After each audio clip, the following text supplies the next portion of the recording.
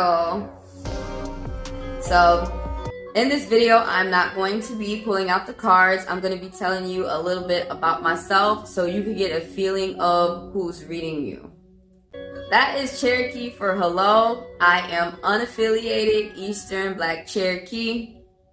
I am born and raised in Atlanta, Georgia, and a lot of people do not know that Atlanta, Georgia is old Cherokee country. This is my launch video for my card channel, Heavenly Divine, and thank you for being here. You can call me Heaven, though my name is Trish. Some people call me Toke because of my Instagram, which got hacked about 4 years ago. Some people ask me if I'm still doing the same thing that I was doing on Instagram. Yes, I am, and I will move what I was doing on Instagram over to YouTube in the future, and that will be called Candy Shop Speakeasy. So for now, if you want to reach me, my email is in the description of this video below.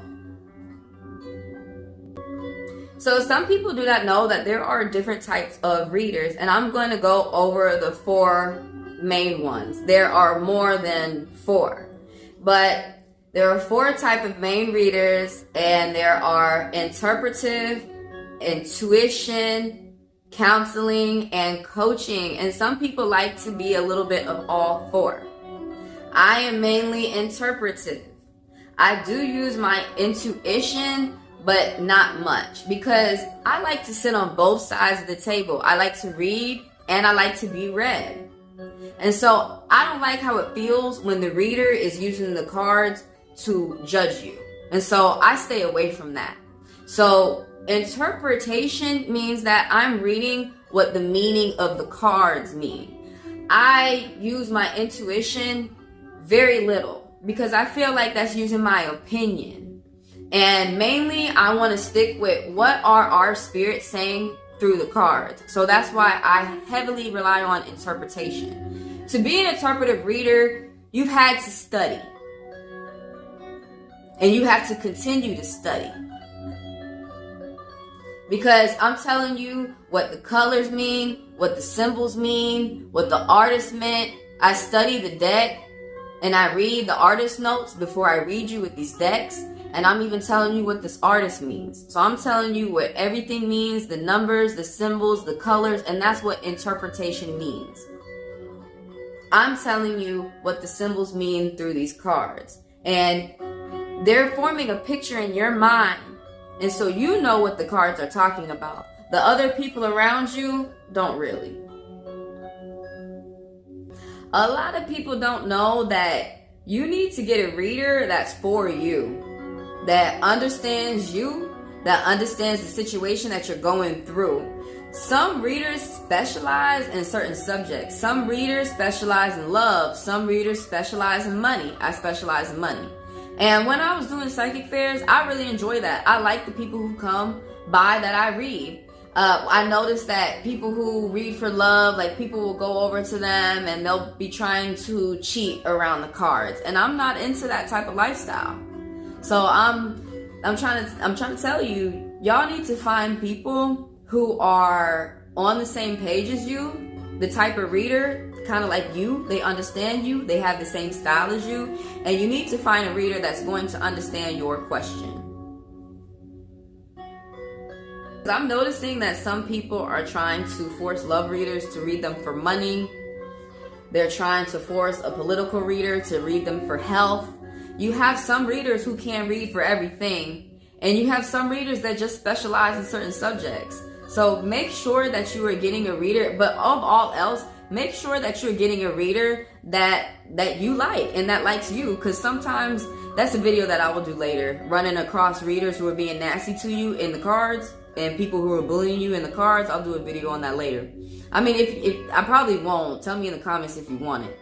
But yeah, y'all need to make sure that you are with a reader that is on the same page as you, that understands you. Make sure you are not getting read by somebody that hates you. So I am currently, as I am making this video, I am 35. I started playing poker at 5 years old. So yes, I have been with the cards for about 30 years. And I do want to let people know what I do is what I like. These are my hobbies. These are my interests. And I just put them out there. And I feel that I am blessed and lucky that other people like what I do and they come in and join. So when I was 5 years old in kindergarten, I got invited to a summer party. And the host taught us all how to play poker, 5-card draw. And it was my first time playing. We were betting candy and I won everybody's candy. And then she came up to me and she told me give everybody's candy back. And I told her no, because y'all wasn't supposed to be playing. We wasn't supposed to be playing. Nobody was supposed to be playing. But then I went through the candy, and they had Twizzlers, and they had Milk Duds, and they had root beer jugs, and they had, at the time I was not into Reese's Pieces, and I went to them and I was like, whoa, what is this? Where are the Whoppers? Where are the Snickers? Where's the Starburst? Where's the good stuff? And they're like, we ate that. I was like, well, y'all can take this trash back. I really don't want this. And so they got their candy back. Everybody was happy. I was happy. Everybody happy. So at 13 was when I began to teach myself divination. Some of the first tools that I began to use were like cloudomancy, which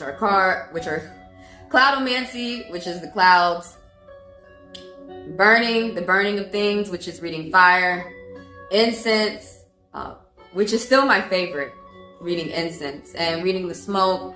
And like I said, around about 13, I told my mom to get me my first tarot deck. We had to go to Spencer's at the time, and I got my first Rider-Waite. It was a travel mini deck because at the time, tarot was seen as a joke. As I got into college, I got into pseudoscience. And pseudoscience is the mix of psychology and spirituality together. Most people who are in psychology already know the rule. We do not mix spirituality with it at all, period. But we are upgrading.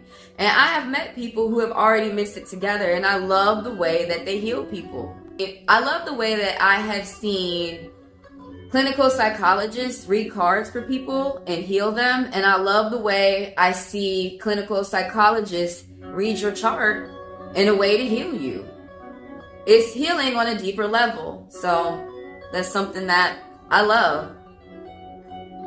My great aunt sister was the palm reader, and she was full-blooded Cherokee in my family. I began to pick up palmistry when I was 13, but it is a very strong practice for me, so I put it down. I did graduate Art Institute of Atlanta 2012 for photographic imaging. That's the program name. It's basically photography and post-productions, which is editing, and I did that for 5 years. I still freelance today in photography. We did not have any minors. If I did minor, it would have been psychology, because that was one of the best subjects I was in college. I really didn't even realize I was so good at psychology. I wanted to explore my other talents, and now I am a courier. So for those people who want to know my top 3, I'm an Aqua Babe, I'm a Sage Moon, and I'm a Rising Phoenix. So for those people who are not experienced too much in astro talk, my sun sign is Aquarius. I'm a February Aquarius. So yes, we holler. And we're not afraid to. We're very happy to. My rising sign, my ascendant sign is Scorpio, if you could not tell. And my moon sign is Sagittarius, which means I'm naturally positive. I'm naturally happy. And I am so naturally positive and happy it pisses people off. And you'll be fine.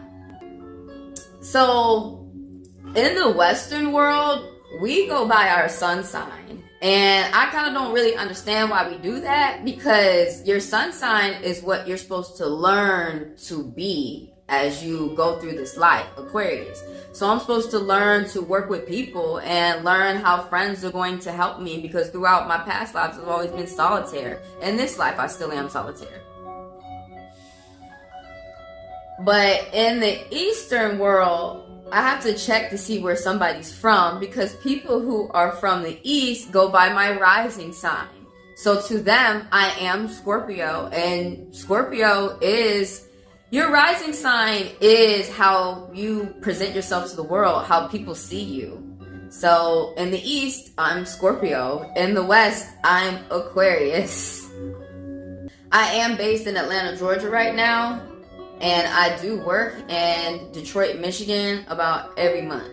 Since becoming an astrocartographer, I actively do travel up by my Mars line because I am a Mars girl. I have 2 fire trines, so which all are led by my Scorpion rising and by my Sage moon. For those people who speak thick astrology. So as an astrocartographer, we help interpret your AstroMap. Your AstroMap is a picture of this globe, and it's got the planet node lines all over the map. And this is telling you where your soul wants to travel and where your soul is telling you you need to stay away from. It's really a game changer, especially for those people who travel, especially all over the world. Especially if you travel for work, or some people have come to me because they want something out of life, like they want more money, or they're looking for a place to retire. So we'll look at your AstroMap for good places. I also can interpret to you your birth chart, which I would definitely recommend everybody to.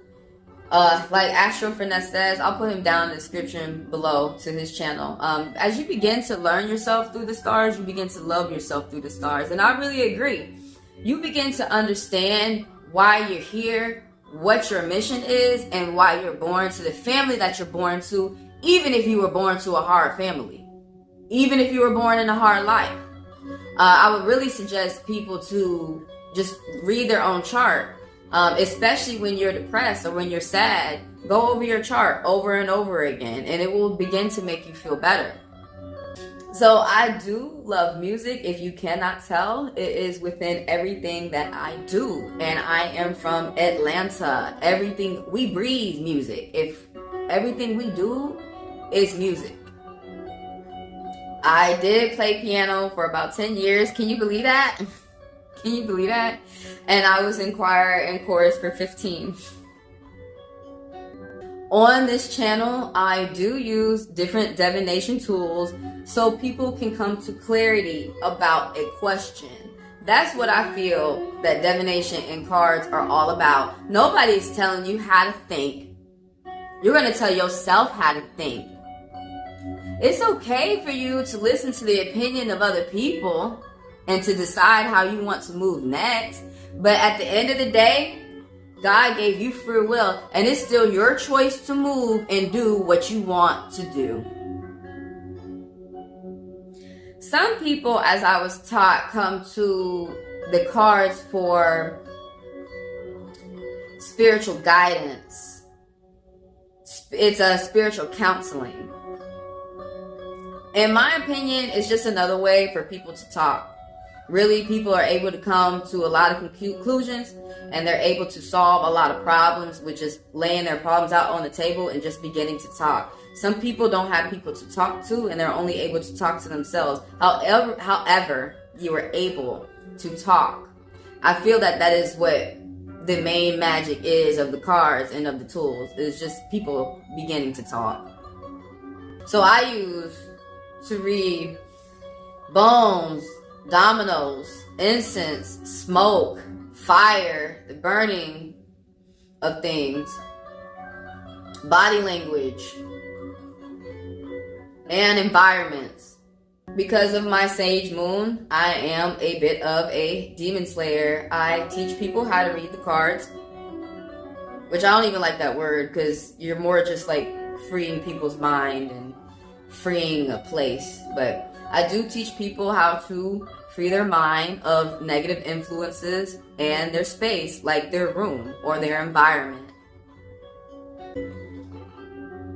I help people heal themselves and move past their obstacles so that they can get to their goals. Generally, what has worked for me is what I use for other people.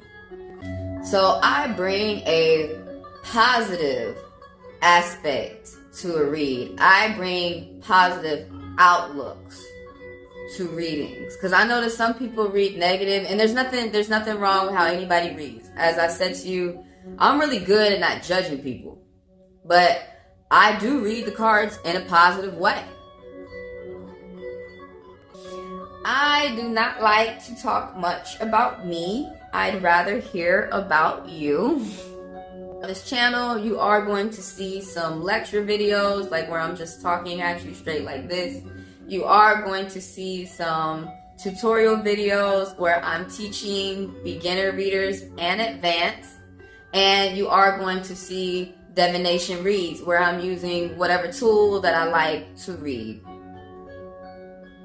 I do notice that people come around and copy me, and at first it used to bother me, but as I've gotten older, it doesn't bother me anymore. And as my mother and my family have coached me, you know, people need influences out here, and it's good for people to have good influences and good examples. So I'm fine with it. Copy me all you want. What I put out there, I'm aware that people will copy, and it's fine. I'm a good influence.